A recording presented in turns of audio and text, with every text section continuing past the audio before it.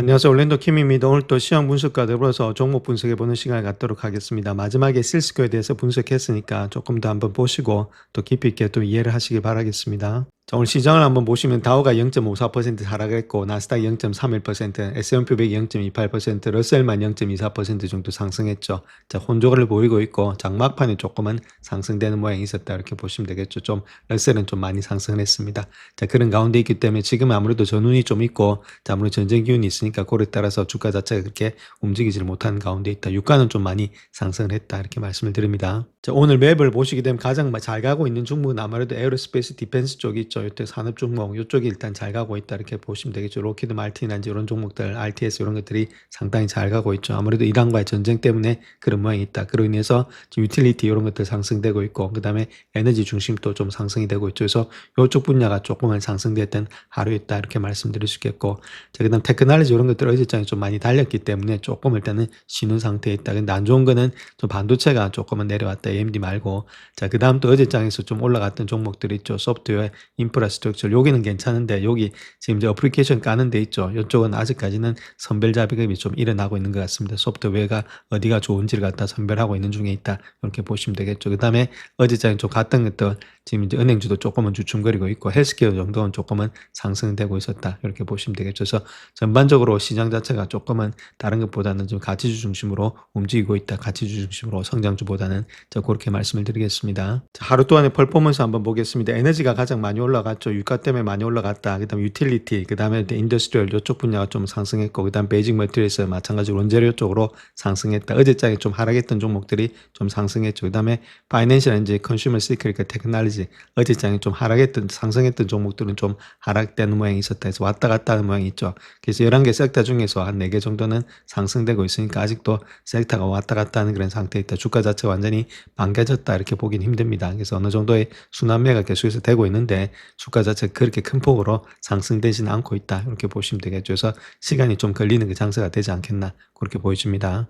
자, S&P 500의 지수 한번 보겠습니다. 일단 박스권이 계속해서 유지가 되고 있다 이렇게 보시면 되겠죠. 그래서 7,000을 돌파하기가 그렇게 쉽지가 않은데 자, 그런 트리거가 있어야 되는데 그러려면 아무래도 5월달 정도 넘어가야 되지 않겠는가. 즉 금리 인하라든지 그런 것들이 있어서 트리거가 있으면 주가는 좀 반등하겠죠. 자, 그렇기 때문에 그때까지는 이런 박스권이 계속해서 될 가능성도 많이 있다 이렇게 말씀드립니다. 자, 특별히 오늘장 러셀만 조금 일단 상승이 있었다. 반등이 있었는데 뭐 반등이 크진 않았다. 이렇게 말씀을 드릴 수 있겠습니다. 자, 그 다음에 또 중요한 것 자체는 아무래도 비트코인이 좀 가야 되는데 아무래도 가려면 조금은 시간이 걸리지 않겠는가. 자, 비트코인도 제가 보는 관점 요 라인대 속에서 왔다 갔다 할 가능성이 많이 있습니다. 그 밑에 라인대 있죠. 그래서 6만대부터 시작해서 7만대라든지 8만대 그 라인대에서 계속 박스권이 될 가능성이 많이 있겠죠. 그래서 이런 것들도 기간과 시간 조정이 좀 지나야만이 주가가 반등하지 않겠는가. 그래서 6만대에서 7만대가 어느 정도 일단 기간 조정 후에 주가가 반등한다면 그때부터는 나스닥도 같이 갈 가능성이 있다. 이렇게 말씀드립니다.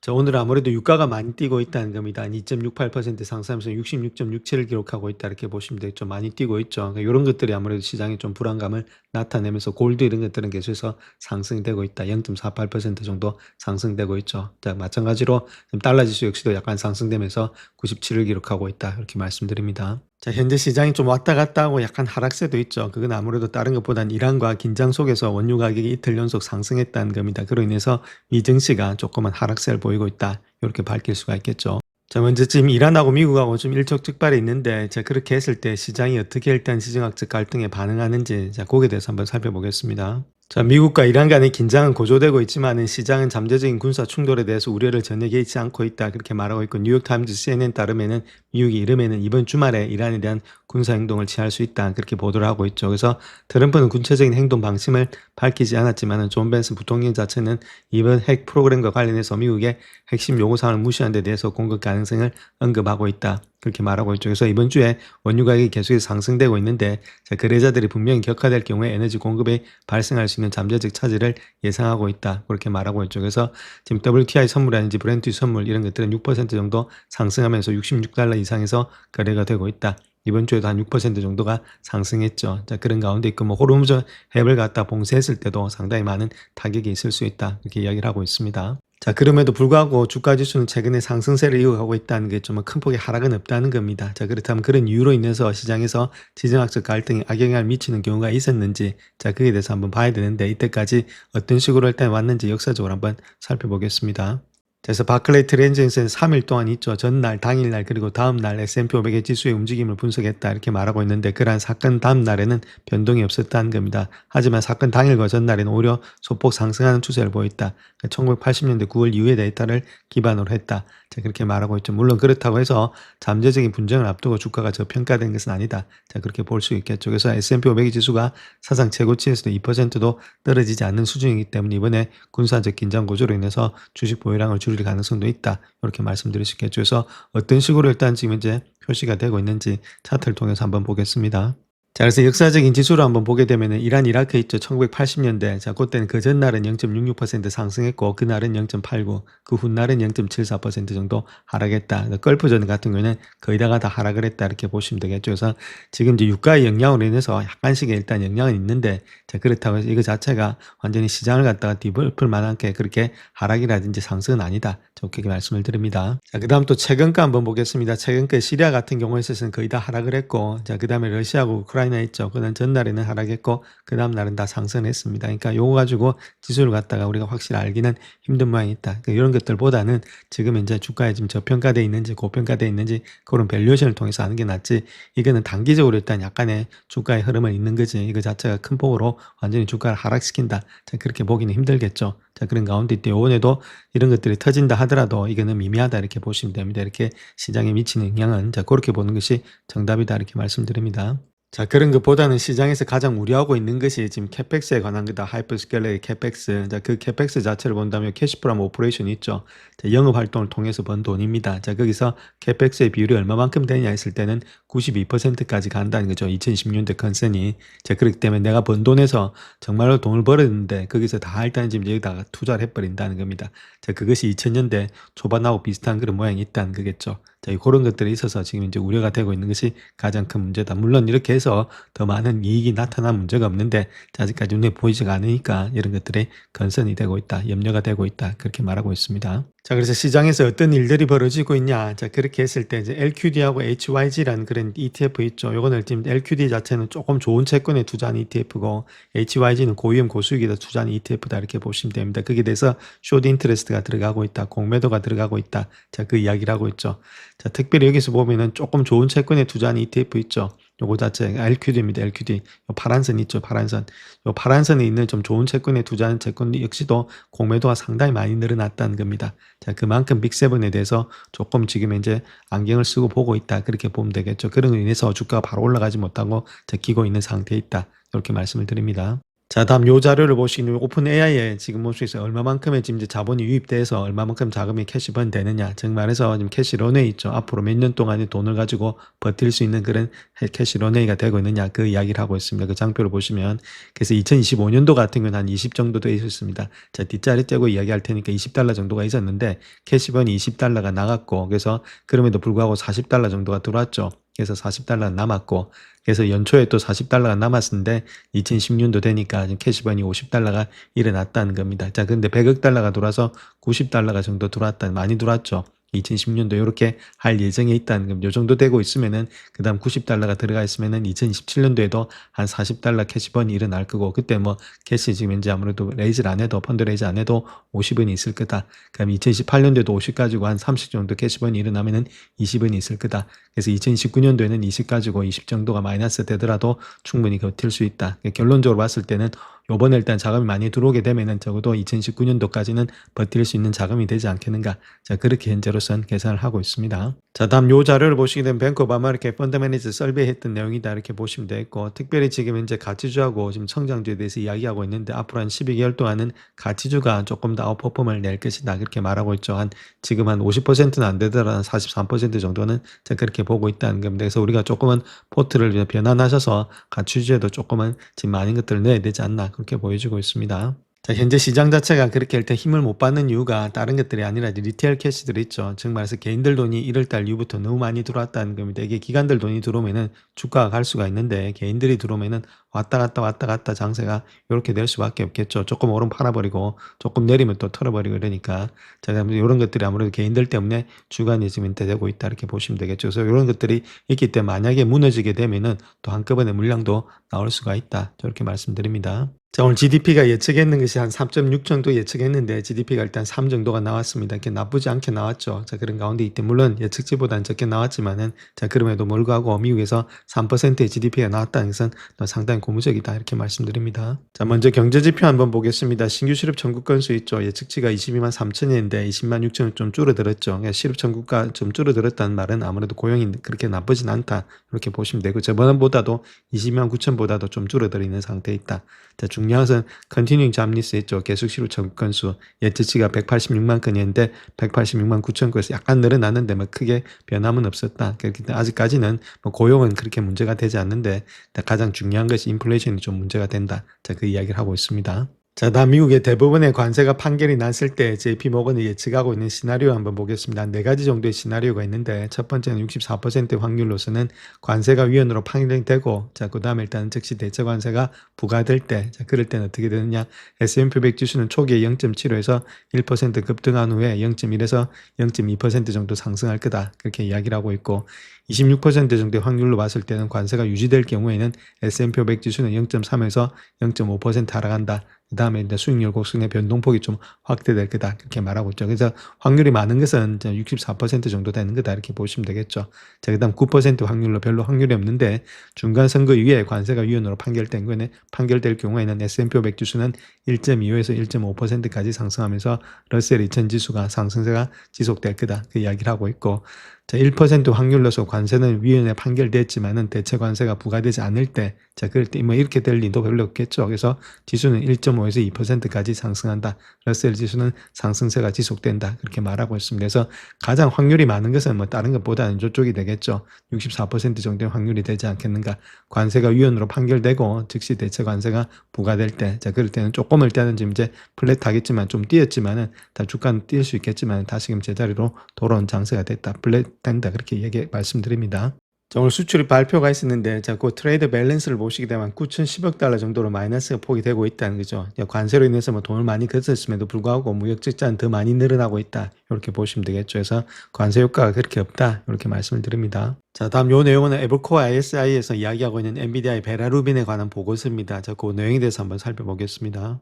자, 에버코어에서는 베라루빈의 지금 GPU 자체가 예상보다 좀 빨리 출시될 수 있다. 그렇게 말하고 있고, 블랙그래 프로세스의 리드 타임 역시도 12에서 26주로 알려져 있고, 하이퍼스케일러 기업들은 생산 능력의 부족으로 인해서 고객들을 거절하고 있다. 자, 그렇게 밝히고 있죠. 그래서 에버코어 입장에서는 루비의 GPU 출시가 3에서 6개월 정도 앞당겨질 수 있고, 일부에서는 2016년도 2분기 말까지 출하될 것으로 예상이 되고 있다. 자, 그렇게 밝히고 있죠. 그래서 또한 베라의 CPU라든지 루빈의 GPU는 이미 생산이라든지 검증 단계에 와 있다. 그렇게 말하고 있습니다.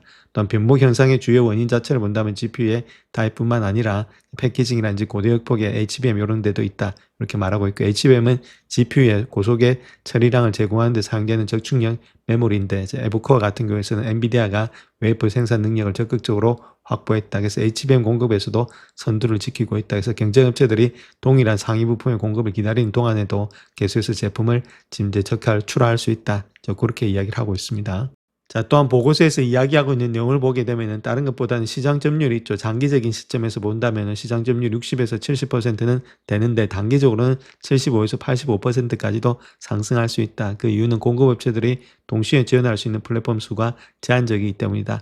그렇게 이야기를 하고 있고 소프트웨어 측면에서도 엔비디아는 성숙한 생태계 덕분에 여전히 기본 선택지로 남아있다. 하드웨어 스택을 갖다가 변경하려면은 포팅이라든지 재처과에 지금 이제 12개월 정도 소요될 수 있다. 시간이 많이 걸리니까 엔비디아를 찾을 수밖에 없다. 그 이야기를 하고 있죠.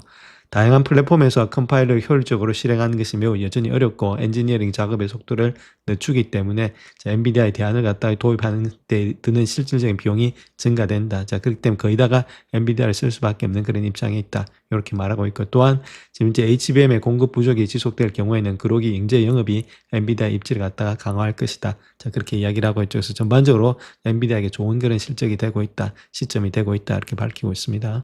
자, 다음 골드만삭스는 AI 데이터 센터의 수요 증가에 따라서 이 주식의 상승 여력이 거의 한 30%에 달한다. 그렇게 밝히고 있죠. 그 내용에 대해서 한번 살펴보겠습니다. 자, 그래서 그 회사는 크리도다 이렇게 보시면 되는데 골드만삭스는 인공지능 데이터 센터에서 고속 단거리 연결에 대한 수요가 자, 크리도 테크놀로지의 추가적인 주가 상승을 뒷받침한다 그렇게 말하고 있고 고성능 AI 컴퓨터의 연결용 케이블과 칩을 생산하는 이 회사에 대해서 매수 등급을 제시했다. 그래서 12개월 목표 주가를 165달러로 하면서 한 29% 정도의 상승 여력이 있다. 자, 그 이야기를 하고 있죠. 자, 특별히 그렇게 되는 이유는 크리도가 수직 통합 비즈니스 모델 덕분에서 경쟁 우위를 유지할 것으로 예상이 되고 있다. 그래서 경쟁사 대비 더 나은 가격의 경쟁력을 제공한다. 자기가 스스로 다 만들어 보니까 아무래도 가격 경쟁력이 뛰어나다. 그 이야기를 하고 있죠. 자, 크리도는 데이터 센터 시장을 위한 고속 단거리 유선 연결 제품을 제조하는데 신호정보 부품이 내장된 구리 기반의 케이블인 능동전기 케이블 AC라는 기술의 선구자가 되고 있죠. 그래서 AC는 단거리 데이터 센터 연결을 위한 경쟁 기술에 비해서 비용이 저렴하고 높은 대역폭의 연결, 높은 신뢰성을 가지고 있다는 겁니다. 링크의 끊김이라든지 간헐적 오류가 없다는 거겠죠. 그래서 이 기술이 계속해서 확산될 것으로 예상이 되고 있다. 이렇게 말하고 있고 또한 몇 달 동안 인공지능의 활용 사례가 증감에 따라서 데이터 센터 수요는 급증하고 있다. 그렇게 말을 하고 있죠. 그렇기 때문에 이런 것들이 이점이 되고 있다. 그 이야기를 하고 있습니다. 자, 현재 구리 네트워크 솔루션과 광 네트워크 솔루션에 대한 논쟁이 제기되고 있는데 그래도 적어도 한 5년 동안은 구리 솔루션이 주류로 남을 것으로 예상이 되고 있다. 이렇게 밝히고 있죠. 또한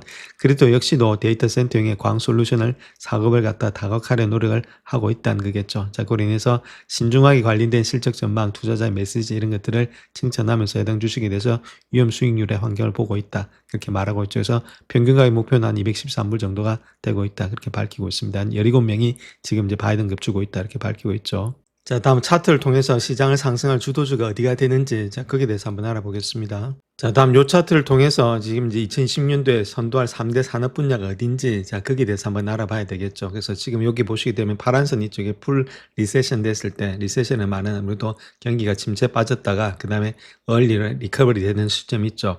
경기가 회복되고 그다음 완전히 풀 리커버리 됐을 때 경기가 완전히 회복되고 그다음에 또 다시 경기가 일단 식어서 얼리 지금 이제 리세션으로 들어가는 그런 사이클을 말하고 있습니다.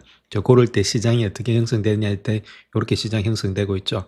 자, 그래서 일단은 지금 이제 불마켓이면서 얼리 리커버리 되는 그런 시점에 있습니다. 그 여기하고 지금 이제 마켓 탑 같은데 요 중간에 있다는 거겠죠. 요 중간에 있는 것이 현재 시점이다 이렇게 보시면 되는데 자, 그럴 때는 머티리얼스라든지 인더스트리얼 그다음 에너지 이런 종목들이 아무래도 주가의 상승 원동력이 되지 않겠는가. 요 세 종목들 그러니까 우리가 봐야 될 것은 요런 세 가지 일단 종목들에 있는 섹터에 있는 그런 종목들을 봐야 된다. 이렇게 말씀을 드립니다.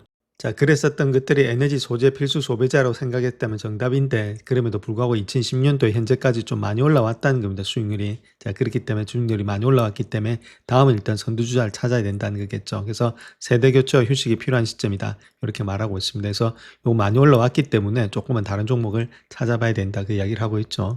자, 그래서 올해 초에 논의했던 사항 중에서 하나는 대통령 선거 주기의 중요성이다 이렇게 말하고 있는데 자, 거기서도 두 번째 해이자 중간 선거가 있는 해인데 이 시기가 시장에서 가장 어려운 시기다 이렇게 밝히고 있고 2018년도 1.0 시대, 트럼프 1.0 시대를 돌아보면은 비슷한 특징이 있는데 자, 그때 가장 주목받았던 세 분야는 의료, 공공서비스 그리고 부동산이다. 그렇게 말하고 있죠. 그래서 요번에 일단 새롭게 주목받기 시작한 분야가 뭔지 봤을 땐 아무래도 헬스케어, 그 다음 유틸리티, 그리고 부동산 요 세 가지가 되지 않겠는가. 자, 그렇게 보여줄 수 있겠죠. 그래서 유틸리티는 이미 8% 이상 급등해서 큰 폭의 상승세를 앞두고 있고 부동산주도 일단 상승이 되고 있다.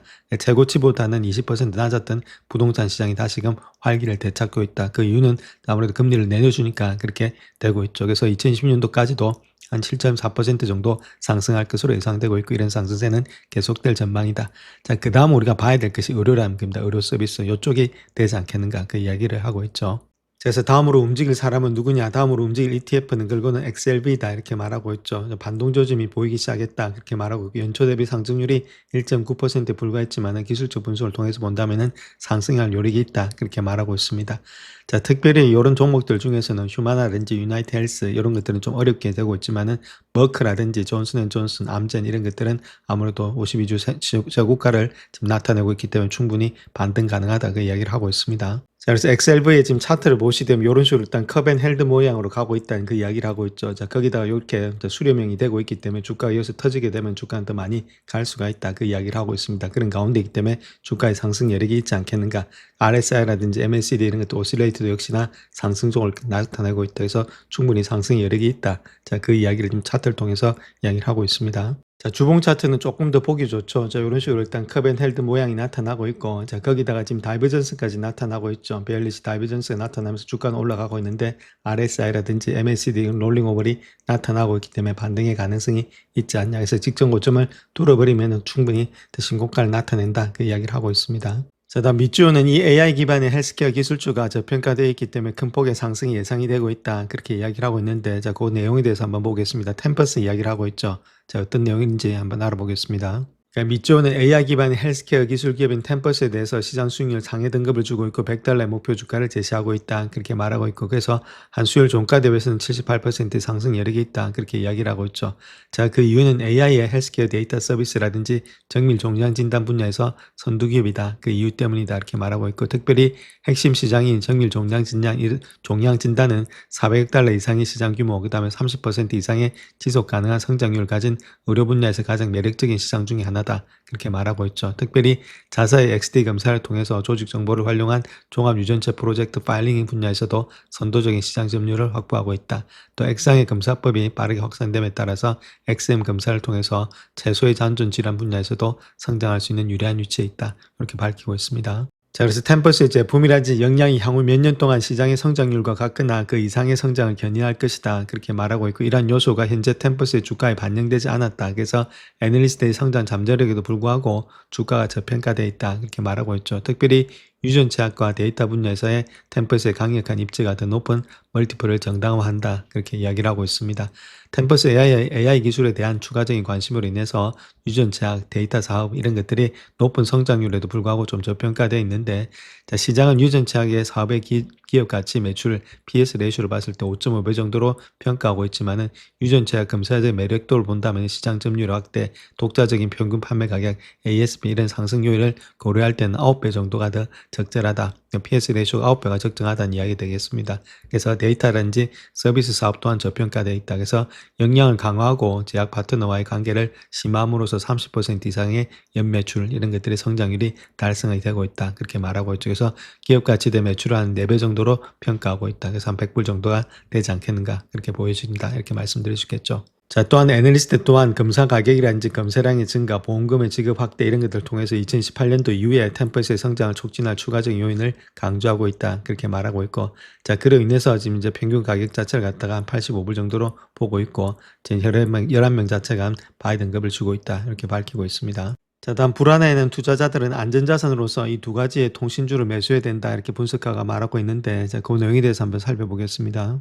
자, 그래서 경제라든지 시장이 불확실성이 높은 시기에는 통신산업의 안정적인 사업, 견고한 고객 기반, 그리고 예측 가능한 재무 성과 이런 것들이 불안한 투자자들에게는 안심할 수 있는 투자처로 여겨지고 있다. 이렇게 말하고 있고, 특별히 통신사는 필수 서비스를 제공하기 때문에 사업의 안정적이고 수익이 지속적으로 발생한다. 그래서 미국의 3대 통신사 간의 시장 점유율에 변동은 있었지만은 이러한 과점 체제 내에서는 시장 이주는 여전히 비교적 안정적이다. 그렇게 말하고 있죠. 그래서 티모빌하고 버라이즌이 있는데, 자, 티모빌 같은 경우에 있어서는 지금 현재 아무래도 시장 수익률에 상해를 부여하고 있고, 버라이즌은 최고 등급인 매수를 부여한다. 그렇게 말하고 있습니다. 그래서 이 두 종목은 2010년도에 들어서 현재까지도 시장 평균의 수익률을 크게 상회하고 있고, 버라이즌이 20%, 티모빌은 6% 이상이 급등돼 있다. 이렇게 말하고 있죠. 그래서 S&P 500 지수가 올해 2.7% 상승하면서 이런 것들보다 훨씬 더 수익률이 좋다. 그 이야기를 하고 있습니다. 자, 또한 팩셋에 따르면은 버라이즌의 배당 수익률은 5.89%, 티모빌은 배당 수익률이 1.91% 정도 되고 있다. 이렇게 말하고 있죠. 그래서 목표 주가는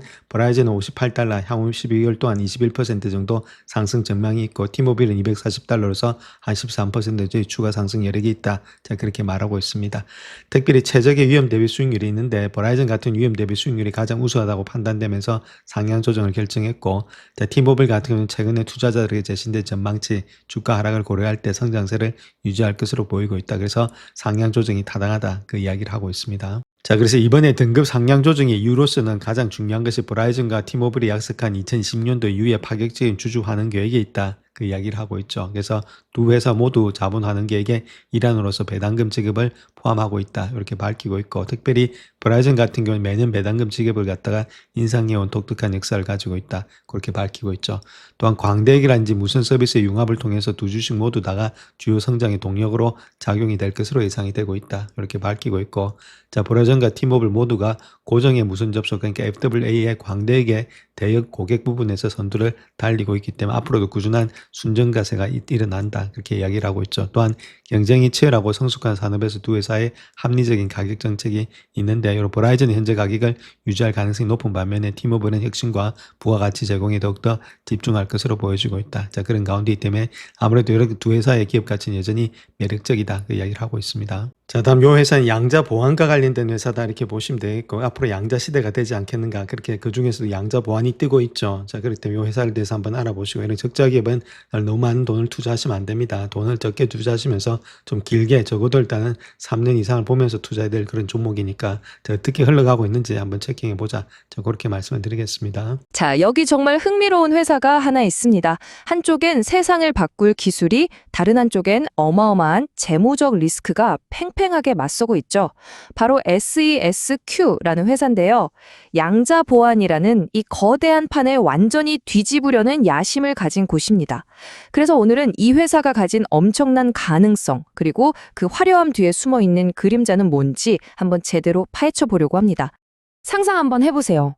만약에 이 세상에 존재하는 모든 비밀번호, 모든 기밀 정보가 단 한순간에 전부 풀려버린다면 어떨까요? 이게 그냥 공상과학 같은 얘기가 아닙니다. 바로 우리가 오늘 마주할 문제의 핵심이고, SELSQ라는 회사가 뛰어든 전쟁터의 시작점이죠. 바로 양자 컴퓨터가 몰고 올 거대한 위험 말입니다. 자, 이걸 설명하는 용어가 바로 Q-Day입니다. 말 그대로 양자 컴퓨터가 지금 우리가 쓰는 모든 암호를 그냥 정말 순식간에 무력화시키는 그런 날을 뜻하는 거죠. 근데 진짜 무서운 건 따로 있어요. 지금 수집하고 나중에 해독한다는 전략 때문인데요. 이게 무슨 말이냐면 해커들이나 적대 세력들이 이미 우리의 국방, 금융, 개인 의료 정보까지 암호화된 상태 그대로 마구 훔쳐서 쌓아두고 있다는 겁니다. 그러다가 Q-Day가 딱 오면 그동안 모아둔 모든 비밀 상자를 한 번에 열어버리겠다는 거죠. 정말 끔찍한 시나리오 아닙니까? 바로 이런 거대한 위험 앞에서 SELSQ가 등장합니다. 우리에겐 답이 있다면서 말이죠. 근데 그 방법이 기존과는 완전히 다릅니다. 아주 급진적인 새로운 접근법을 들고 나왔어요. 자, 여기서 CLSQ가 왜 특별한지가 딱 드러납니다. 대부분의 회사들이 소프트웨어, 그러니까 프로그램으로 보안 문제를 풀려고 하거든요. 이건 마치 튼튼한 금고 위에 자물쇠를 또 다는 것과 같아요. 근데 CLSQ는 접근법이 다릅니다. 아예 금고 자체를, 그 쇠를 만드는 단계에서부터 뚫을 수 없게 설계하는 거죠. 보안 기능을 반도체 칩, 이 실리콘 자체에 물리적으로 그냥 새겨 넣는 겁니다. 이걸 하드웨어 신뢰 루트라고 부르는데, 이러면 OS에 버그가 생기든 외부에서 해킹을 하든 아예 영향을 받지 않는 독립된 요새가 칩 안에 생기는 셈이에요. 차원이 다른 방어력인 거죠.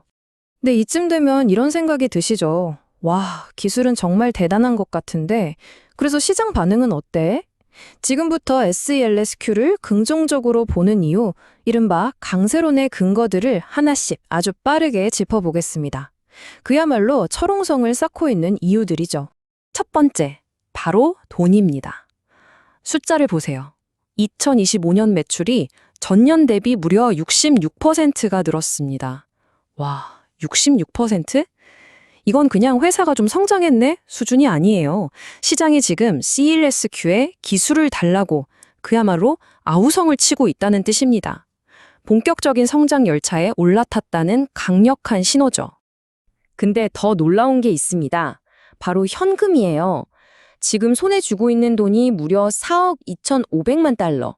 우리 돈으로 환산하면 5천억 원이 훌쩍 넘습니다. 이건 그냥 비상금이 아니죠. 말 그대로 전쟁 자금입니다. 이걸로 경쟁사를 사들이고 기술에 쏟아붓고 전 세계 시장을 장악하러 나갈 수 있는 막강한 무기인 셈입니다. 자, 그리고 이런 성장이 그냥 잘 될 거야 하는 막연한 기대감이 아니라는 게 중요합니다. 이미 2028년까지 확보된 계약, 그러니까 수주 잔고만 2억 달러가 넘어요. 이건 뭐냐? 미래의 매출이 이미 장부에 찍히기 시작했다는 얘기입니다. 뜬구름 잡는 얘기가 아니라는 거죠. 이 회사의 스케일은 여기서 그치지 않습니다. 전 세계를 무대로 움직이고 있어요.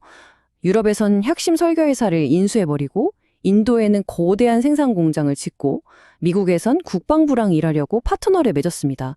중동 스마트 시티까지 진출하고요. 이 모든 걸 퀀텀 하이웨이라고 부르는데 사실상 반도체 설계부터 생산, 판매까지 이 모든 걸 자기들 손아귀에 넣겠다는 엄청난 야심을 보여주는 거죠. 물론 우리 기술 최고다라고 혼자 외치는 건 의미 없죠. 그런데 보세요. 레티스 반도체라는 이 분야의 세계적인 거물과 손을 잡았습니다. 이건 그냥 협력 발표가 아니에요. 업계의 인싸가 CLSQ의 기술력이 진짜 백이라고 이제 이게 표준이 될 거라고 공인해 준 거나 마찬가지입니다.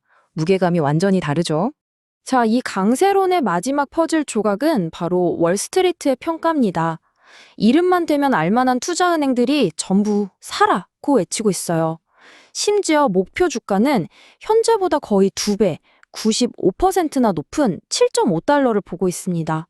전문가들이 보기에도 어마어마한 상승 여력이 남아있다는 거죠. 자, 여기까지 들으면 정말 완벽한 투자처처럼 보이죠? 하지만 새삼의 공짜 점심은 없는 법입니다. 지금부터는 이 눈부신 성공 스토리 뒤에 가려진 아주 불편한 진실, 바로 숨겨진 리스크, 약세론에 대해 이야기해 보겠습니다. 네, 바로 이겁니다. 아니, 회사가 이렇게 좋고 성장성도 확실하고 돈도 많다는데 대체 주가는 왜 이 모양일까요? 그쵸? 뭔가 우리가 모르는 함정이 있는 건 아닐까요? 지금부터 그 함정을 파헤쳐 보겠습니다. 그 핵심에는 워런트 오버행이라는 좀 어려운 말이 있습니다. 최대한 쉽게 설명해 드릴게요. 주가가 좀 오를만 하면 어디선가 갑자기 엄청난 양의 주식이 쏟아져 나와서 주가를 다시 눌러버리는 거예요. 마치 주가 위에 보이지 않는 거대한 유리 천장이 있는 것처럼요. 이게 왜 생기는 거냐면 미래의 주식으로 바뀔 수 있는 쿠폰 같은 게 시장에 너무 많이 풀려 있기 때문입니다. 그게 바로 워런트죠. 근데 정말 아이러니한 건 이 거대한 매물벽이 다름 아닌 회사의 성공 때문에 생겼다는 겁니다. 아까 그 막대한 전쟁 자금 기억나시죠? 그 돈을 투자 받으면서 투자자들한테 주식만 준 게 아니라 나중에 싸게 주식을 살 수 있는 워런트라는 쿠폰을 덤으로 엄청나게 뿌린 거예요. 그게 이제 부메랑이 돼서 돌아온 겁니다. 성장을 위한 자금이 역설적으로 주가 상승의 발목을 잡는 족쇄가 되어버린 거죠. 그리고 이게 그냥 그럴 수도 있다는 수준의 걱정거리가 아닙니다. 실제로 시장의 큰 손들은 행동에 나섰어요. 전체 주식의 15% 이상의 공매도 물량입니다. 이 15%라는 숫자는 어마어마한 거예요. 그만큼 많은 투자자들이 이 회사는 저 워런트 때문에 주가 오르기 글렀다고 판단하고 주가 하락에 돈을 걸고 있다는 명백한 증거입니다. 여기에 문제점이 더 있습니다. 일단 회사는 아직 돈을 벌지 못하고 있어요. 적자입니다. 연구개발이랑 인수에 돈을 너무 많이 써서 그렇죠. 그리고 또 하나, 아까 말씀드린 그 전 세계적인 프로젝트들, 유럽, 인도, 미국, 이거 동시에 다 성공시키는 게 말처럼 쉬운 일이 아니거든요. 하나라도 삐끗하면 전체 계획이 흔들릴 수 있는 엄청난 실행 리스크를 안고 달리는 중입니다. 자, 이제 슬슬 정리해 볼까요? 결국 SELSQ는 한마디로 하이리스크 하이리턴의 전형입니다. 세상을 바꿀 엄청난 잠재력이라는 힘과 주가를 짓누르는 구조적인 리스크라는 힘이 지금 정면으로 충돌하고 있는 그런 모습이죠. 이 동전의 양면을 한번 보세요. 한쪽 면에는 그야말로 철옹성이 있습니다. 아무도 따라올 수 없는 하드웨어 기술, 4억 달러가 넘는 막강한 현금, 그리고 월가의 열렬한 지지까지. 완벽하죠.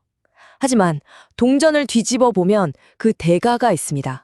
이 모든 걸 얻기 위해 치러야 했던 주주가치 희석, 주가의 발목을 잡는 워런트, 그리고 이걸 노리는 15%의 공매도 세력까지.